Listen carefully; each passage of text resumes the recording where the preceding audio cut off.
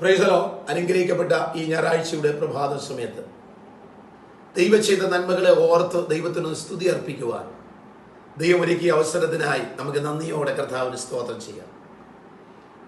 നമുക്കെല്ലാവർക്കും സുപരിചിതമായ ഒരു സങ്കീർത്തനമാണ് 103-ാം സങ്കീർത്തനം. 103-ാം സങ്കീർത്തനം ദാവീദിന്റെ ഒരു സങ്കീർത്തനം, സ്തോത്ര സങ്കീർത്തനമാണ്. അതിന്റെ 1-ാമത്തെ വാക്യത്തിൽ ദാവീദ് പറയുന്നു, എൻ മനമേ യഹോവയെ വാഴ്ത്തുക, എന്റെ സർവ്വ അന്തരംഗവുമേ അവന്റെ വിശുദ്ധ നാമത്തെ വാഴ്ത്തുക. എൻ മനമേ യഹോവയെ വാഴ്ത്തുക, അവൻ ചെയ്ത ഉപകാരങ്ങളൊന്നും മറക്കരുത്. നാം എന്തുകൊണ്ട് ദൈവത്തെ സ്തുതിക്കണം? ഈ വിശുദ്ധ പകൽക്കാലം നാം ദൈവത്തെ സ്തുതിക്കണമെന്നുള്ള ഒരാലോചനയാണ് ദൈവം നമ്മളോട് പറയുന്നത്. നാം എന്തുകൊണ്ട് സ്തുതിക്കണമെന്ന് ദാവീദ് തന്റെ ജീവിതാനുഭവത്തിൽ കൂടെ അതിന്റെ താഴെയുള്ള 2-ാമത്തെ വാക്യം 3-ാമത്തെ വാക്യം മുതൽ താഴെയൊക്കെ ദാവീദ് അത് പറയുന്നുണ്ട്.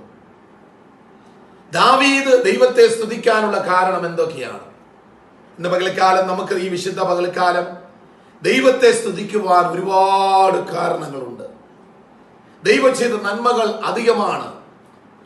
ഇന്നയോളം നമ്മെ നടത്തി, ഇത്രത്തോളം നമ്മെ ദൈവം കൊണ്ടുവന്നു, ഇനിയും ദൈവം നമ്മെ നടത്തുവാൻ വിശ്വസ്തനാകിയാൽ ദൈവം ചെയ്ത ഉപകാരങ്ങളെ ഓർത്ത് നമുക്ക് ദൈവത്തിന് നന്ദി പറയാം.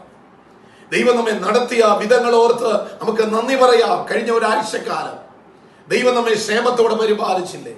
ഒന്നിനും കുറവരാതെ വണ്ണം അവന്റെ വിശാലമായ ചിറകിന്റെ മറവിൽ നമ്മെ പരിപാലിച്ച്, ഒരു കോഴി തന്റെ കുഞ്ഞിനെ ചിറകിന്റെ അടിയിൽ മറയ്ക്കുന്നത് പോലെ നമ്മെ സംരക്ഷിച്ച് വളർത്തി ഇത്രത്തോളം കൊണ്ടുവന്ന ആ ദൈവത്തെ ഓർത്ത് നന്ദിയോടെ നമുക്ക് കർത്താവിന് സ്തോത്രം ചെയ്യാം.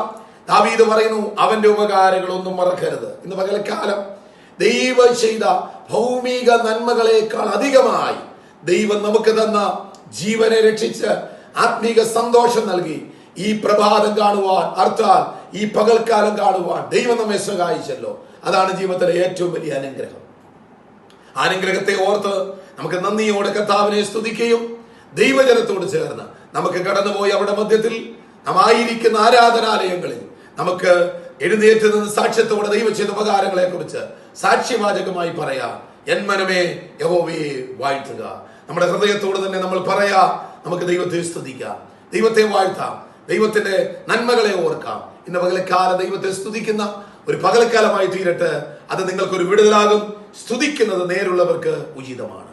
ഇന്ന് പകൽക്കാലം നാം ദൈവത്തെ എത്രത്തോളം സ്തുതിക്കുന്നുവോ അത്രത്തോളം അനുഗ്രഹം നമ്മുടെ മേൽ വരും.